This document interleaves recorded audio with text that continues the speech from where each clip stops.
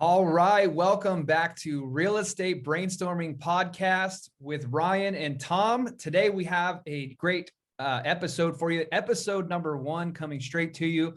What a great week in real estate it was last week, and also what a great week coming forward this next week as well. Great things, huge things happening in real estate, and we are going to discuss it. So one of the great topics we're going to discuss today is millennials and buying homes. And what are millennials doing when it comes to buying homes, and what are they not doing? So let's go ahead and jump in. And Tom, what's going on with millennials in real estate these days?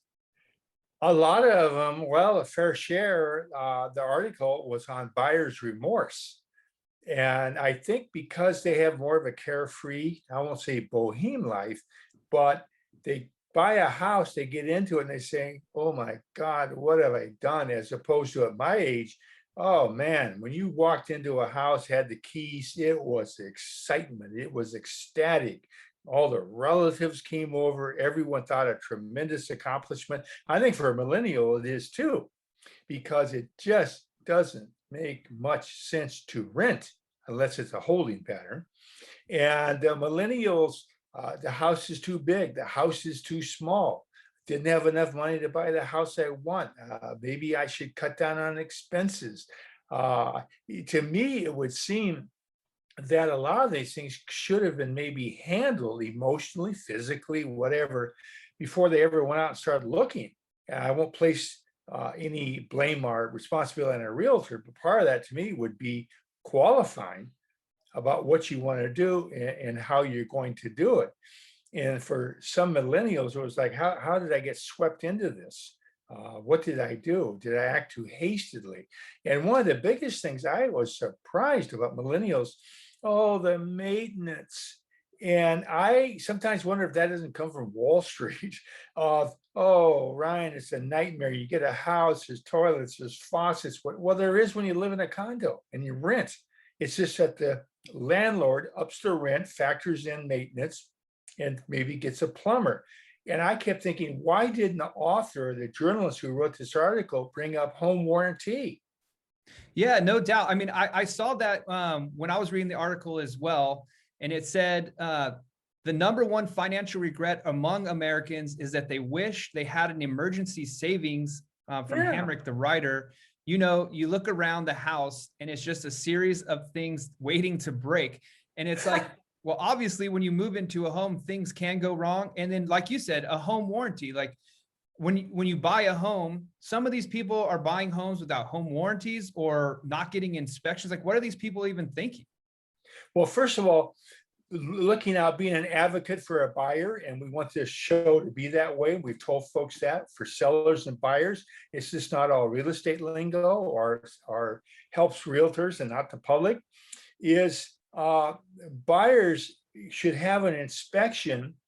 And if that inspection shows, I remember one time I sold a gentleman a house, I think he had 94 items on it, which was ridiculous. He had a striker plate with a crack. Okay. And I said, you're going to alienate them. They're just going to bail on this. But yeah, the water heater dripping or rusty at the spigot, there's things like that you do look for. Well, in the bargaining, even in a frenzied market, seller's market, you do have some power to try to get them to fix it, because once that becomes known to the sellers and the agents, if it's a material fact, must disclose it. Can't hide it. Okay. So that might work, or you bargain in it, or if you couldn't get the sellers to pay for a home warranty, get one. And that'll eliminate, it's like, why would you buy a brand new car and no warranty? Yeah, exactly. You know, one of the things that I help coaching my clients on as well, and as far as the home inspections go, even if let's say, for example, the property was under contract, the current buyer falls out of contract for whatever reason, and they had an inspection done. Well, that inspection was done by a professional inspector. And Correct. A lot of people are like, oh, I'll just go ahead and reuse that inspection. Like for $500 to, like, if you're buying $100,000 house, $1 million house for anywhere between 300 to 500, that's what, you know, the prices that we have here in California for inspection go. I would do my own inspection. In fact, I've been talking to a lot of realtors, and I feel the same way. If someone buys a brand new home, especially a brand new home in a brand new neighborhood and all of Oh, that, especially different. with the market the way it is, how fast they're trying to produce these Sure. homes, you still get your own personal inspector. Because I know a lot of these home builders will be like, oh, I will have my inspector inspect the home for you. Totally great. Thank you. But I'm bringing my own inspector and I'm going to do my own inspections. And like you said, as a realtor, you also have to be smart and have good affiliate programs with your home, with your, have good connections with your inspectors, because sometimes you can get an inspector that will just absolutely blow a deal. Like you said, what inspector goes through a home and literally checks off 92 items that need to be inspected? Like, that is a little above and beyond. And you, like you Yeah. said, that's just absolutely killing the deal. No, I agree, but let me give you a horror story. It happened to yours truly, me, when I was into fixing and flipping homes. It was in Cheyenne, Wyoming. I lived in Denver, and there were a lot of good deals in Cheyenne. I bought a brick home. It was a bank foreclosure. Mom had died. The son had gone in, lived in it, didn't make payments, tried to wire, do a bunch of things, and just left it with wires hanging out and whatever. But to me, I love that. It's opportunity. Worst case, I say I got to rewire the whole house. Okay, and I bought it accordingly. And one thing I did not do, it was an older house, maybe 80 years old, but brick, solid house. I did have an inspection, and the inspector did what I call a toilet flush, turn the shower on, the tub, and whatever, and shut them off pretty quickly. We fixed up the house. I had a partner. We sold it right away, and it was a husband and wife with 3 teenagers. I get a call 3 or 4 days later. She's frantic. Sewage is backing up in the tub, Oh, whatever. no. And oh my goodness, they were on a sewer. Yeah. So we said, well, obviously don't use any facilities. And we had a guy come out and a couple guys, and they dug a hole. They went straight down where it exited the house, the main line, and nothing. So what do? We can't figure it out. So we had to hire a guy with a camera, and he put the camera in the sewer pipe and started running it up the sewer pipe like a rotor-rooter, but it's a camera. And he goes out about 50 feet, and sure enough, there's roots. It had so grown in to block it. It also had broken the sewer pipes.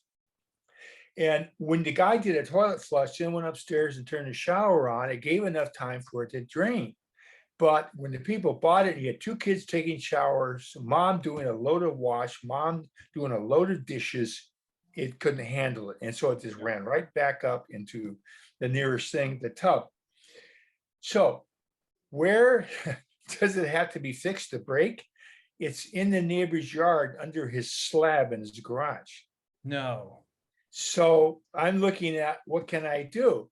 And so I look at it as I asked the neighbor, if I gave you sufficient money, could I jackhammer up your garage floor, fix it, and then I'll put a new floor in and give you some cash? And he said, yeah, I might entertain that. So I went to the city and they said, you're out of your mind. No, I'm always thinking, how can I solve this cheaper? Ryan, I had to go a block and a half, $23,000 up the street, down the street to reconnect to where the sewer line was available. Oh my We made God. about 35 grand on this thing. We were clucking about it, having champagne. Ended up, we netted about 10, 5 grand each for 3 months of hard work. So my point, if you ever get a older home, especially if it hasn't been used in a while, have the sewer checked with a camera. No, you don't want to spend the $300 or whatever it may be in your city, but it's the best money you'll ever spend if something like this comes up. Yeah. And you know what? So here's what's really cool too. So the home that I currently live in, we had a little issue with plumbing because plumbing does come up, right? So we're like, well, let's go ahead and call the plumber out. And the plumber came out, checked it out. So you spoke of roots growing through the pipes. So that was the issue we had, and they're about to fix it. And luckily we have, so the coolest thing ever. So he came out with his camera, went through, inspected everything, and found the roots. And the roots are just preventing the flow of going through the pipe properly, right? Correct. Well, this guy has this new machine that he just bought, and it was so cool because it saved us tons of money. He has this new machine that like is a roto-rooter, but it's I don't even know how, it's got a nozzle on the end of it, but it shoots such high pressure water that it's like a drill. So he sent this thing Wow. down, and literally we were like, well, while you're here, why don't you just do all of the pipes? And so he ended up going through and flushing our whole system. Right. And, like we didn't even realize that there was any like slowage, backups or anything like that. But now it is like night and day. It's like, it's really cool and that was like hardly anything, couple $100. This guy came in and really, really took our pipes to the next level. Innovation, yeah. But in the case I had, I just want the public to understand this. The pipe had cracked because of the roots and dropped. Oh no.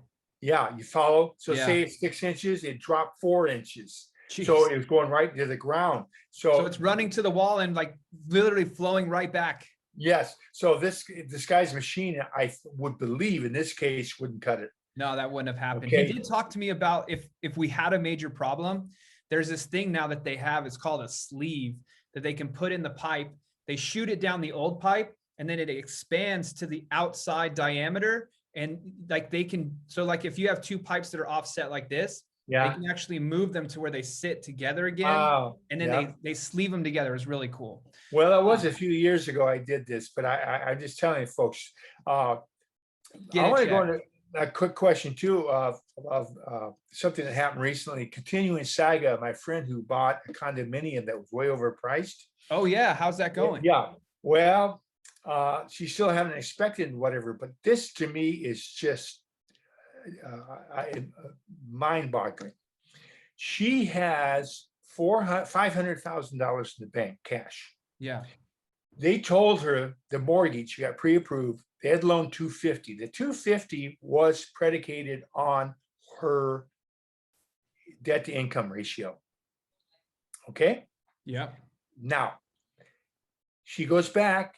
It looks like she's going to put it together. They're going to come down a bit, whatever, do some of the things the inspection said she had to do. But now the mortgage company is vacillating. They're saying your debt to income ratio isn't where it should be. You didn't give us all the facts. And she said, what do you mean? And she's squeaky clean, 850 FICO. They said, you have a small storage unit down here in LA where she's buying, and you have a bigger storage unit in Oakland where you're moving from because she sold her condominium, ergo the 500,000 cash she has. Yep. And if we factor in that storage unit, those two storage units, you're not within the debt to income ratio we require. From a storage unit?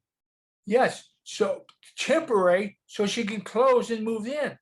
So now they're trying to hit her with higher interest, and she's putting $450,000 down on a 675 condo. Oh my gosh. But I just want people to know this. This is a tip. This isn't a mortgage broker. This is a mortgage banker. Yeah. But how they think sometimes, it just boggles my imagination.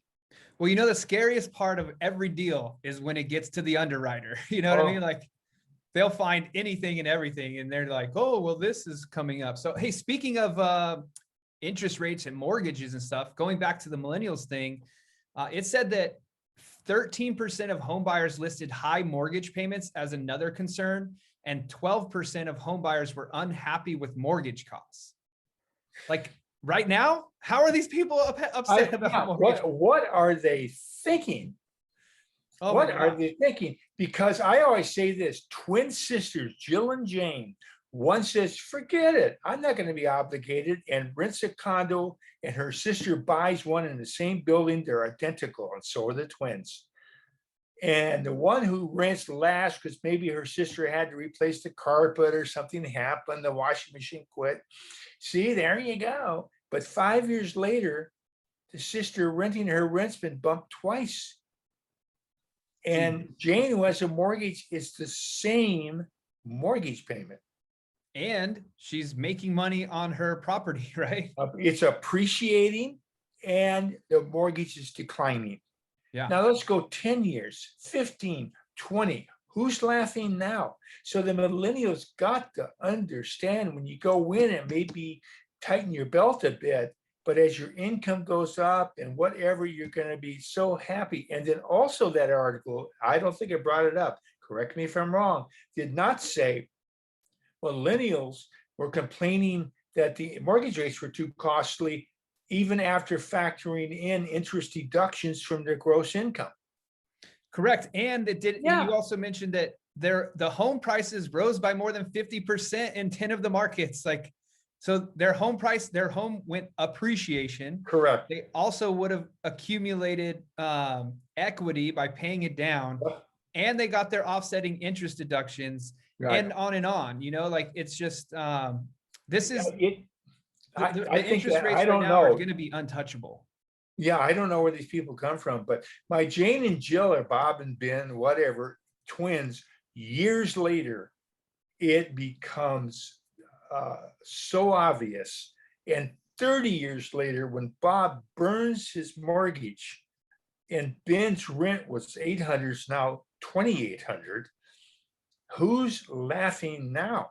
Yeah. Also, it did mention too, we haven't even talked about, is that the millennials, a lot of them were being too hasty, right? So when it comes to their mortgage, they bank with Wells Fargo. They just went to Wells Fargo. They bank with Chase. They just went to Chase.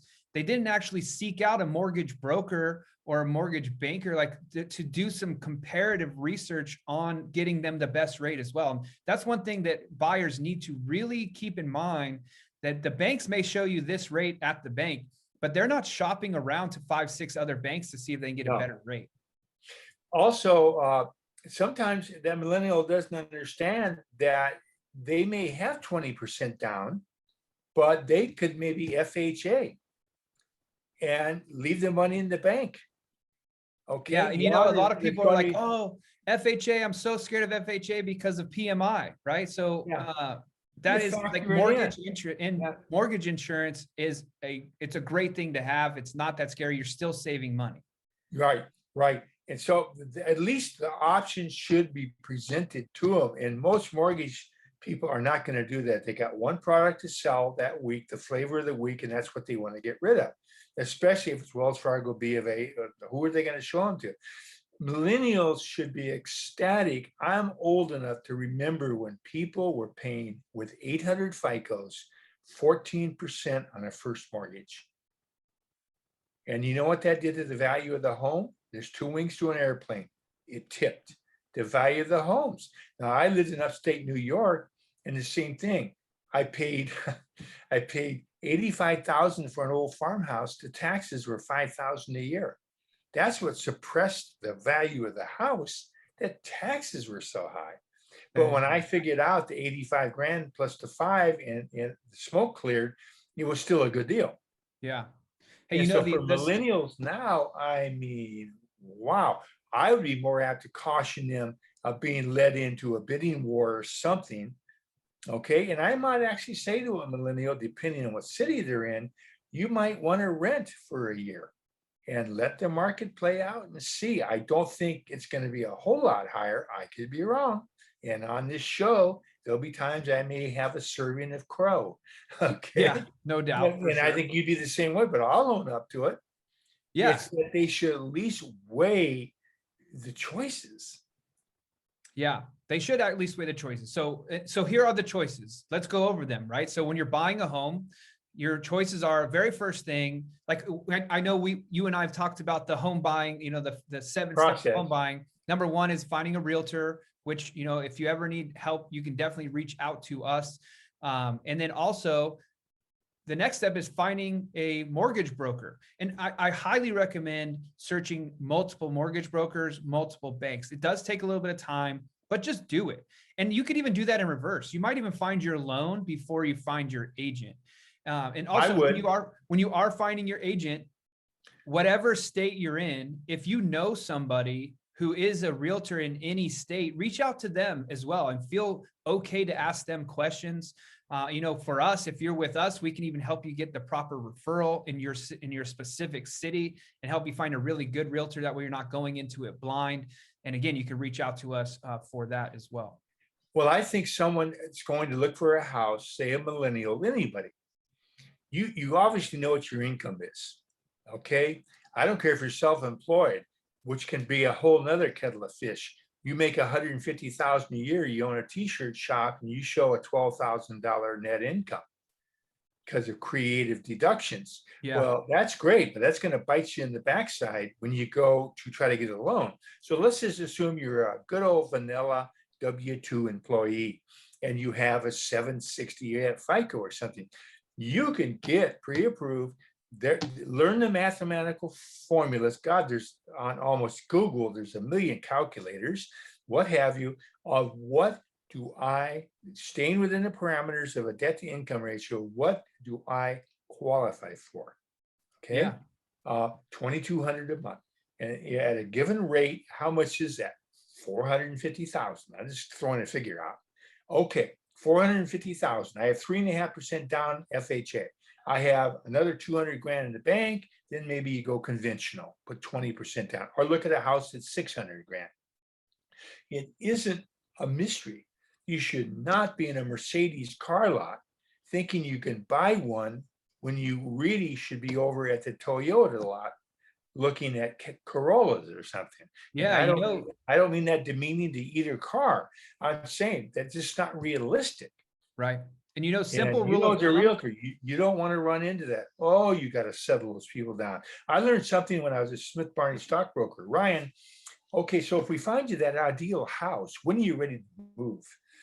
And you'd be amazed. Well, when grandma dies, she's 71 years old, good health. Well, okay. Or you might say, I'm ready to move now. Great, Ryan. How many liquid and available dollars do you have? Yeah. And not when grandma dies, not if Lotto comes across, not if, it's what do you have saved? Yeah. You How know, can what do we you help have? you today? Because there Yeah, are yeah, ways. exactly. If we want to pull that trigger, Yeah. what have you. Okay. Now for buyers, we'll dwell on this for a moment because I think it bears talking about escalation clause. There's two schools of thought. One is if Ryan says, okay, 500 is the asking price, I'll go at $2,000 increments in escalation, okay, with a cap of 510. Meaning if it comes in under 510, you should get it because you'll be escalating to the winning price. But then there's some that say, but Ryan's revealed what he would pay, 510, when they're asking 5. You see what I'm saying? Yep. He's showing his cards. Well, how else are you going to do it? And I have a daughter who just ran into that situation. Their offer wasn't rejected, it expired. Wow. And her husband, my son-in-law, was under the impression that it's still valid. They could come back and say, we'll take it. And it was they wanted the weekend to think about it. That's how this came up. We'll really think about it meant, are we going to get any more offers? I said, you might have had it rewritten or amended with an escalation clause. Yeah. Because how would you feel if Monday, well, you offered 5, and of course they waited for the weekend and someone bid 501,000, you lost it. Yeah. What's interesting about the escalation clause as well? I was speaking with Brad about this, one of our other partners in Double Your Income Coaching. And Brad had mentioned that he was getting clients that were worried about the escalation clause, that the seller's agent was just saying, hey, here's the new price and so on. He put in his escalation clause, I need to see proof of the highest bid that we're going against as well. So absolutely sign proof. Yeah, the signed actual accepted offer. And then our escalation would go up. And then there's some agents out there that be like, oh my gosh, well, we can't do that. This market, blah, blah, blah. Well, if you respect your sellers, you're going to try and do that. Because yes, the seller's agent may try, or if you respect your buyers, the seller's agent may try to run up the price just to expire the full amount of that escalation clause. But if you put in there, I want to see the signed document that shows the offer I'm competing against, then we will bump it up. That's a great move inside of the escalation clause. Absolutely. I'll tell you another one. You don't want to make an offer any longer than necessary. You want some gentle pressure. Seller's market, so it's got to be a nudge. Buyer's market, it can be brutal. But you want it to expire. Like my daughter wrote an offer and it expired the following day at 5 p.m. It's on a Friday. They said, we want the weekend to think about it. The seller would have liked to seen them say, oh, well, it's good until next Wednesday. Okay, Right. but what they would do with that is they'd run around and wave that offer under the noses of other people. That's correct. Okay, Yeah, and they try do to that. create a bidding war. And I've seen that happen. And I've actually seen, Ryan, where the agent did not present the offer. They were waiting for a higher offer to come in or an offer that buttered their bread on both sides. They got the whole deal. Yeah, Happened to me that's one once. thing. I have That been happened. asking that actually for all of my deals that I'm doing, especially in this market. I asked so when we're going through the process of setting the appointment, because now in California specifically, and probably other states, to set an appointment, you have to show proof of funds, you have to show pre-qualified letter, and that way they're actually a real buyer. But also, when it comes to speaking with that agent, I'm asking them, wait, what were we just talking about? Well, we're talking about not having it expire. Oh yeah, yeah. I always Right. ask them, hey, are you representing any buyers on this deal as well? And that's a huge ask, because if they are Yes. if they're representing a buyer, then they're already having bias. Even though I know some states it's actually illegal to do a double-ended deal, but here you can represent both sides. And with that, you do compete against that sometimes. So you have to write a competing offer. And I like to ask, hey, are you representing any buyers? Because then I know what extra ammunition do I have to bring to the table. That happened to me, and I knew it was a real cutthroat agent and maybe he had done some shady things. And I knew my offer wasn't being presented. And I knew the agent was trying to do a double dip, an offer from one of her clients, which was for less money. So she hadn't even shown the sellers my offer. Yeah. And I lost it. I didn't get it. And so what I did is I called the listing agent and said, I just wanted to let you know, because you wouldn't deliver it, that I delivered a copy of my offer to the sellers personally. Yeah. And they could see where it was more than what you sold it for. Good luck. Yeah, exactly. Because then Now they have a she's problem there for sure. yeah, yeah. Now that she's going to have to explain why she sold it for less money, because she got the full 6%. Yep. Now, the other thing, going back to the survey with the millennials that they were talking about, the survey also found that 14% of millennials said that their house was too big. I'm confused, Ryan. Were you blindfolded when you went in? I don't know.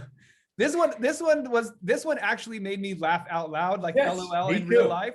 Me Because I was too. like, well, shoot, if your house is too big, what do you have? One extra bedroom, too many? Yeah. Then house hack that thing. Let your friend move in, especially millennials right there. Everyone's still hanging out with friend groups and all of that these days. Let your friend rent their room from you, or Right. find someone that you could be that is trustworthy to rent out that room. And you're Right. house hacking. So you're living in your house. They're helping pay your mortgage. I mean, that goes back to the old school, like buy a duplex, you live in one and rent the other. Yep. But nowadays, if you're home, you can buy a larger house and you could Yep. literally build a second ADU, additional dwelling unit, on your property If you're and let if someone you're move in. if your city will allow it, you can do an Airbnb. Yeah, that's also really And popular. there's some down here that can be killer. You can You know what? Airbnb You one know what, room too. It doesn't have to be the whole house. No, not at all. You know what the Marriott's renting rooms down here now? 1,400 a night. No way. Yeah. Uh-huh. Jeez. So Airbnb, but you know what happened? Folks, be careful, caveat emptor. Down in here in Key West, they created what they call the transient law. Okay. And if it's under 28 days, you have to have a license. So that would just about preempt anything that's an Airbnb. Most people go to Airbnb for a weekend, a week maybe, certainly not long term. Well, okay, I'll just buy the house and get a transient license. It takes 5 years. Oh my gosh. They don't want to give anymore. So I try to tell people here, I just shudder when I hear, yeah, I bought this house. Realtor told me it'd be a perfect for Airbnb, and they do not have a transient license in place. Yeah. Follow? So that started really eating it up. But the pandemic has really, I guess, pumped up the Airbnb business. What have Yeah, you? But it you're really right did. with millennials. So a lot of them are used to it. I want a roommate, this, that, whatever. A lot of ways they might slice it to work it. And that was why I talked the other day about if someone had a rental in your city and they had a child going out of state, and they could sell that exchange into a rental in that city where the child's going to college and let the child live there, then exchange back. It's kind of the same thing in a way that that child might actually have roommates, and that helps cover the mortgage or give spending money for the child. Yeah. So it's interesting. It really is. So in reality, going back through the article, millennials feel like they've made a couple of mistakes, but I think that, you know, I'm in the millennial category because it says anyone 25 to 40, you know, with my age group, I'm in there.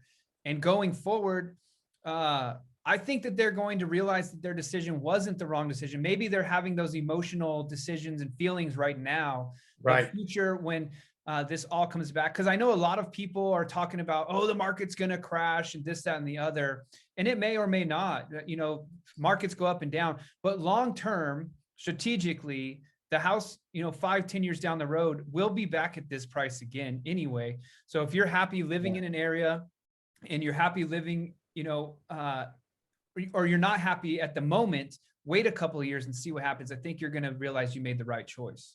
Well, for those who think the house is too small, I agree. Get a home, enjoy the tax write-offs, the appreciation, the declining of the mortgage, kind of a double whammy. And in 3 or 4 or 5 years, maybe you and your income maybe's gone up, you've been promoted, whatever, and get another house. Sell yours and buy another one. That's leapfrog. You do it all the time, like a hermit crab. It dumps one shell and gets a bigger one, and it grows. Same thing. If it's too small, and I'm being sincere, when you look at it, its bones, maybe you figure in a year or two, you'll have the money, you add a bathroom. You redo the kitchen, knock a wall out. There's a lot of things you might do to overcome that type of a handicap, you might say. The thing is to get the show on the road. Now, with millennials, I believe in Article 2 was fascinating. A lot of them don't want the responsibility of a car. So if they're in a dense enough city, New York City would work well, okay? I've lived there. What do you need a car for? Call Uber. Now, Los Angeles, as you know, that's a little more difficult. Yeah, depending on what kind of LA living situation you're in. Like we live downtown next to Staples Center. I sold my car while we were living there because I didn't need it. Right. But if you are trying to get to Hollywood more frequently or Yeah. Studio City or something, even Or you get an appointment in the San Fernando Valley. What do you do? You're going to need a car there. And then, oh, by the way, that article also mentioned, so they are using Uber and Lyft quite a bit, but they're also not buying cars because they're using Turo, that rental car program, where instead of going to Hertz Rent a Car or whatever, where you have to have a credit card and all of these things, you can go to Turo, use your bank card or your debit card to rent a car for the day, for 2 days or whatever as well. Like Turo, Get Around, and these types of apps as well. Okay. Well, is that where the car's parked somewhere, or do you go to a facility? Yeah, so they have 2 different ways of doing it. With Turo specifically, you can have a delivery where they literally, the person you're renting from will charge you a delivery fee. They'll bring it to you. There's also certain locations that you can park a Turo car in, like airports have, if you're a Turo renter, you can leave it there and the airport just charges you a little bit of a fee. And there's all kinds of different, with Get Around, you literally just park it wherever, you scan it, you get in the car, you drive it for the day, you get out and leave it wherever you are. That's what they had here in Miami. They use smart cars. Yeah. And you see one parked there, whatever, and then someone would get it for the day, go do shopping, maybe do some chores and just drop it off and not have to worry. We are in a state of flux. It is going to change. And that includes the technology like EXP being cloudless, no brick and mortar. I was reading an article that about 60+% of a brick and mortar real estate's office overhead is the brick and mortar office. And 60% of it? Yeah, to float it and maintain it. Yeah. That's extreme. I mean, and so like that wasn't even a part of the factor of EXP when I came into it. Because when I was working, when I got my license just a year ago, we were in the thick of it with the pandemic. Right. You know, so it wasn't like I had a brick and mortar office to go to. Everything I did was via Zoom already. And so it wasn't one of the factors coming in. And it's so interesting to talk to some of the recruits that we're bringing in from other brokers and stuff. some of the people I'm interviewing, they just don't want to leave because they need a physical office to go to. And we do have physical offices, but it's kind of strange that I guess they want the camaraderie to go talk to their Yeah, friends and I, stuff I like that. think, well, the telemarketing world, whether it's insurance or who knows what, uh, has gone through a huge metamorphosis. And there still are hardcore people who want to go and sit at that cubicle and maybe chit chat a little bit with neighbors or associates next to them. And there are those who that remote set them free. Yeah. I can see that because some people do like the rah, rah, rah team Right, spirit. I just closed a deal, high five, that type of thing. right. But then other people are self-dependent and things like that. So speaking of that, so the talking about the brokerages and things of that, since you've been a realtor for like basically the whole cycle of real estate, how it started, and we were talking about that a little bit. So can we go back through that kind of the life cycle of being a realtor, how that Well, was into how it Fred, is? Fred Flintstone was one of my clients. I sold him a 2-bedroom cave.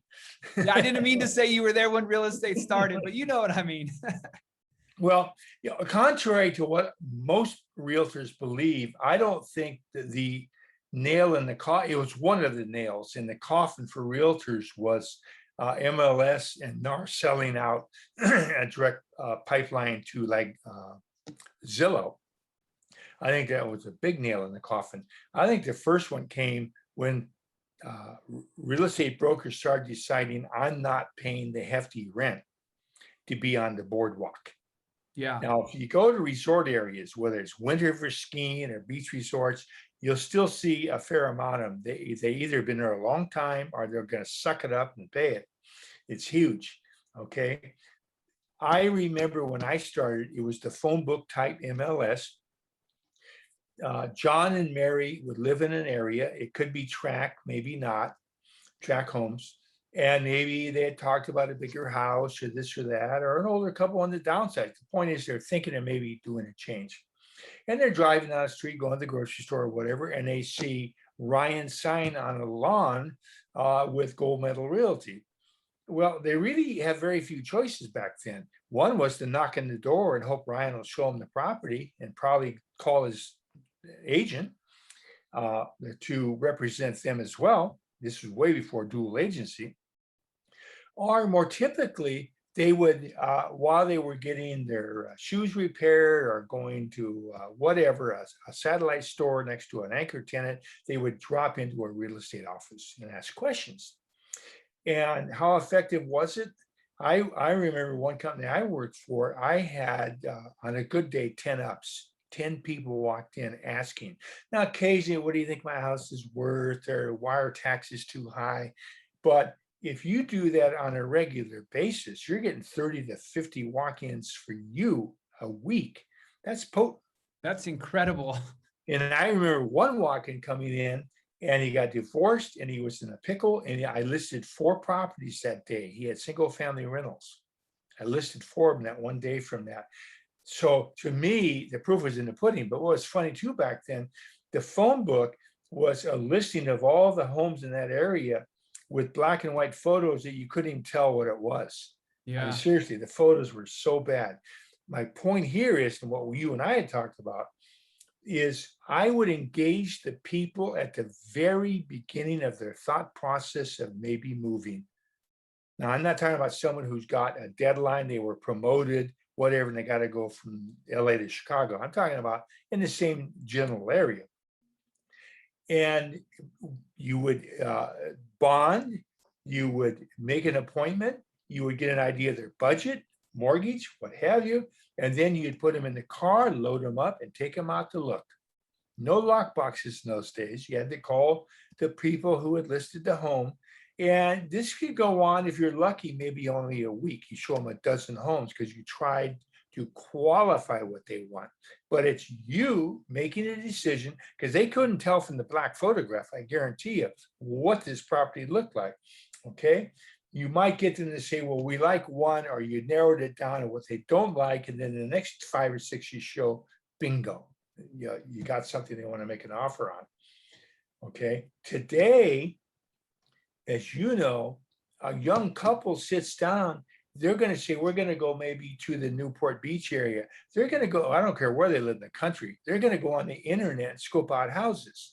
And they know with their budget, they're not going to probably be looking at $5 million houses if they're looking for $1 million. It's just not, they might have a little out of curiosity, but I think you would agree. If they want to pay 5 and they don't find any, they're probably going to say, oh, boy, is there a house that cheap? And they may find out from a realtor, no, there's not, nothing you want to live in. They've already done a lot of the preliminary decision-making and looking and thought process. And they finally see one. And today with drone shots and 3D videos that go through the house and programs where I can arrow, you know, the programs, I can arrow it, look to the left at the neighbors, look to the right. Is there a tattoo parlor, whatever that might blow the thing? Okay. I can get a rough idea. Now I'm ready. Okay. Now I call probably, and that's what Zillow has its strength, your face on the Zillow ad. Okay. Your agent up there. All right. Although Zillow rotates them, and you may think there's 6, there may be 36 because they rotate them. Okay. The point is the agent comes in much later in the process. And now to get to a very ticklish point. If the agent comes in so much later in the process, does he or she deserve the commission they're getting, have traditionally gotten? Maybe, maybe not. But I certainly can see where that person might have a stronger argument that you don't than the old days, which I grew up in and experienced, to where I came in at the very beginning. Yeah, you know what's interesting about that too? You never know. You never know, because you have the client where, like you said, they come to you from an online lead, right? So I have, in fact, my very first deal that I was getting my own leads because I have a lead generation system. We all have our lead generation system on our team, Tom, with Double Your Income Coaching. And I was getting Facebook leads, and a client literally came in through a Facebook lead. I called them. Hey, how's it going? Just saw that you were interested in buying a home. They said, yes, I want a home. I've already worked with 2 agents. They didn't know what they were doing. I need someone who really knows what they're doing. Can you help me? I was like, absolutely. Wow. They said, Okay. here's the size home I want. Here's the price I want. I sent them 3. They picked, or I sent them 5. They picked 3. I was able to book 2. The other one never responded. We went to those 2. They didn't like the first one. The second house, the wife came to me while we were midway through the presentation. She was, write the offer. I'm ready to buy the house. Okay. Wow. Now that happens. It does happen all the time. So is the commission worth the amount? Well, in reality, there's a lot of work that goes on the back end of that deal too. So the whole closing process, it's more than people think. But then also, like I was talking about on our last podcast, I had a client I've been working with since December. That's a 6-month client. Was that worth the commission? And that commission was a 2% commission. But there's no way that I'm going to be like, oh, I don't want to show you that house because the commission's too low. So it's a double-edged sword. And I know that a lot of people think that, oh, you guys sit there, do nothing and get paid, but that is the farthest thing from the truth. But this iBuyer system is starting to break into that. Well, it's like you go to a doctor and he says, Ryan, you got the stomach ache because you're wearing your belt too tight. And you're going to charge me $75 for that? It's for what he knows you don't know. Yeah. How long did it take him to learn that knowledge? 20, 30, schooling, 40 the years. cost for schooling, the cost of the office, the support group, whatever. So I think it's what is at arm's length. Yeah. But in one of those articles we've read, it said, I think it's down to about 4.94 now, 4.94. Yeah, it says here, it says it's also worth noting that there has been some downward pressure on commissions, though not a massive amount. According to March report from ranking and analytics firm Real Trends, the average national commissions rate in the US fell this year between 4.9 and 4.94%. And that's my memory's pretty good. Yeah, it's great. And then that is down from 5.40 in 2012. And I think if I were to ask you, where do you think it's going to go? I'm not going to pick out one exception. You got someone who's a grinder or someone who was a lackadaisical, could care less. I think the pressure will be for it to go down. I completely agree. In fact, I have only seen one listing that I have shown a client where it's the full 6%. Right. In my entire year so far here in California, Yeah. it's obviously a very competitive market, but you're like every deal that I've seen has been 2.5. And like I said, just that last one was 2.0. So, but that does also come on to, there is competition in the market, but that's also like the listing agent. Some of these people are undercutting and not, like just to get the listing. And so sellers as well need to be wary of that too, because, you know, in a market like this, you put on MLS, it sells. But in a market in 5, 6, 10 months from now, where you hire that 2% agent, 4% agent, where they don't know how to market, they don't know how to put a open house together, they don't know how to do any of that. And then all of a sudden your house is sitting there for, 90 days and you're like, what the heck did I, well, you got your 2% agent, Here's an interesting thought. You go on a listing presentation and they like you, they like what you say, they say, but here's our thoughts. You say 5% commission. We just don't want to pay that, whatever.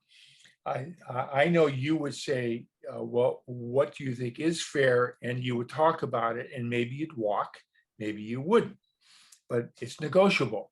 We all know that because Correct. you get your hand slapped if you say it's not. All firms charge the same.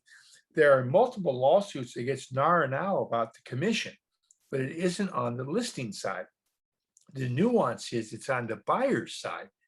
The buyer has no way to say when submitting an offer that its agent, instead of taking 2.5%, 50% on a hypothetical 5% listing, that its agent's only going to take 2. The agent would look at them like they're nuts. Yeah. They have no bargaining power whatsoever. Okay. And that's what NAR did. And there are people who think that's monopolistic. Well, I had a client, I will tell you this. I had a client, I've never had a client like this. I ended up having to fire the client because it was a little out of craziness. But so she called me, she's like, I want to go look at this house. Like, excellent, let's go look at it. And she goes, I was like, it's this much. She goes, oh, well, I need it for this price. So why don't you tell them that you'll give your commissions to them to get it down to my price? And I was like, I don't think that that's going to work out for us because I'm not willing to do that. I'm not going to do all of this work to help you buy a home for nothing. You know what I mean? So I just told her, I said, hey, that's a great idea. And there's probably an agent out there that will do that for you. I think that it would be better off if you went and found that person. Right. But I'll tell you, conversely, and as a totally different scenario, and I would have done what you did. I had a deal once where it came down to, gosh, I think it was $5,000, and it really got into a spitting contest. It wasn't really they couldn't pay or they couldn't give. And I said, look, let's just cut to the chase. Let's split 5,000 4 ways. The listing agent eats $1,250. I eat $1,250. The buyer comes up $1,250, and the seller drops $1,250. And we all looked at each other and said, okay. Yeah, no, and I agree with that. And what's cool about that though, is you were already in the negotiation. It wasn't your client saying, hey, do all this work for me and then just give him that money. So that was like, it was an absurd thing. I can't even believe she asked me to do that. But but there's people out there, that do that. Like she thought she was a realtor, or maybe she was a realtor in the past and she knew how it worked or something, but it was really strange. But yeah, so the market, I agree. Commissions coming down a little bit. I think that they should maintain. I don't think it should be going down because it is a lot of work and there are a lot of fees and all that stuff that go along with being a realtor that no one even really knows about. So it's a double-edged sword again. Yeah. So. Well, I think the investment in technology in real estate that's necessary. Most people don't realize that when a realtor starts, unless he or she has a killer sphere of influence, your dad's John Travolta or Brad Pitt, whatever. Okay. Yeah. I mean, he has a barbecue and you got all heavy hitters coming to it. Whatever. Let's get down to reality. Your dad works at UPS, or he could be a dentist, but you don't see that. It takes you 6 months. And if you looked at it in a bell curve, I would tell a young realtor coming in, you got to know, A, what's your personal budget per month? What's your net? what's your business nut, fees, whatever, ongoing costs, da, da, da. Add the two together and that's your total nut. That's what you need. So let's say it's $4,000. 6 months, you need at least $24,000 sitting Yeah. there. Every month you can pay your bills, and hopefully by then you've closed something or you're really close. If you're not, probably you don't want to stay in the business. Yeah. But And they don't.